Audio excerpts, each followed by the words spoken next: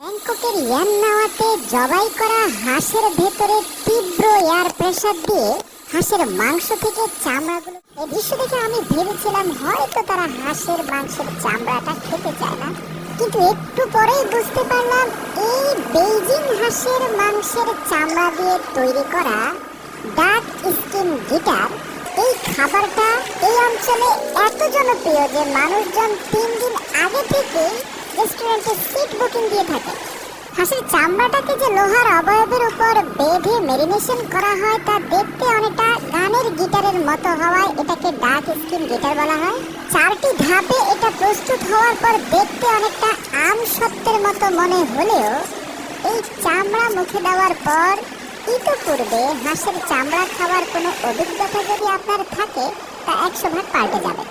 আমি গবেষণা করে দেখেছি এই চামড়ার স্বাদের পেছনের রহস্য হচ্ছে তাদের সিক্রেট মশলা এবং মেরিনেশন।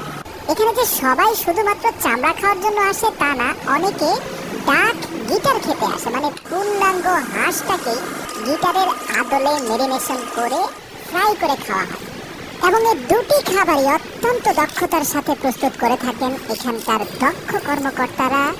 ডাক গিটার প্রস্তুতের জন্য জবাই করা হাঁসের ভেতর থেকে মেরুদণ্ড সহ শক্তপোক্ত হাড়গুলোকে আলাদা করে ফেলা হয় যেন এটাকে গিটারের আদলে তৈরি করা লোহার অবয়বের মধ্যে খুব পারফেক্টলি প্লেস করা যায়। এরপরে এই ডাক গিটারের উপরে তীব্র গরম পানি ঢালা হয় যাতে এর উপরে থাকা ব্যাকটেরিয়া এবং অদৃশ্য হাঁসের পালকগুলো নষ্ট হয়ে যায়। গরম পানি ঢেলে মশলা যুক্ত করলে মেরিনেশনটা একদম পারফেক্ট হয়।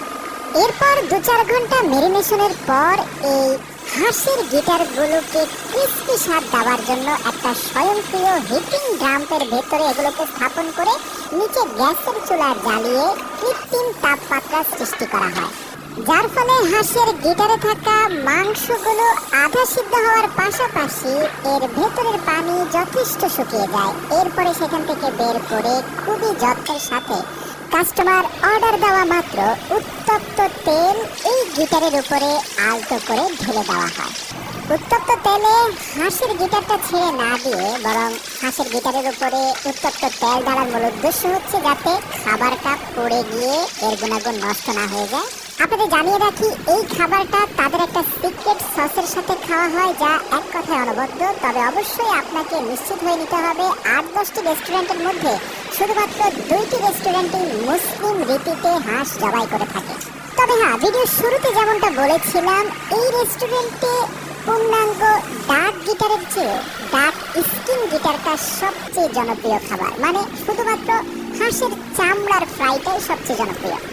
আর হাঁসের চামড়ার গিটারগুলোতে মেরিনেশন মশলা দেওয়ার পরে ফুড পেপারের মধ্যে মুড়িয়ে সেগুলোকে 0 থেকে 3 ডিগ্রি সেলসিয়াস তাপমাত্রায় রেখে দেওয়া হয়, অথবা কাস্টমারের অর্ডারের উপর নির্ভর করে সেগুলোকে সাথে সাথে ডিপ ফ্রাই করা হয় এবং ফ্রাই করার সময় একটা লোহার তার দিয়ে হাঁসের স্কিনের মধ্যে ফুটো করে দেওয়া হয় যেন তেলটা খুব ভালোভাবে ঢুকে যায়। তবে এই রেস্টুরেন্টের কাস্টমাররা ডাক স্কিন গিটারের টুকরোর সাথে পেঁয়াজ পাতা, ক্ষীরা এবং চালের রুটি খেতে সবচেয়ে বেশি পছন্দ করে।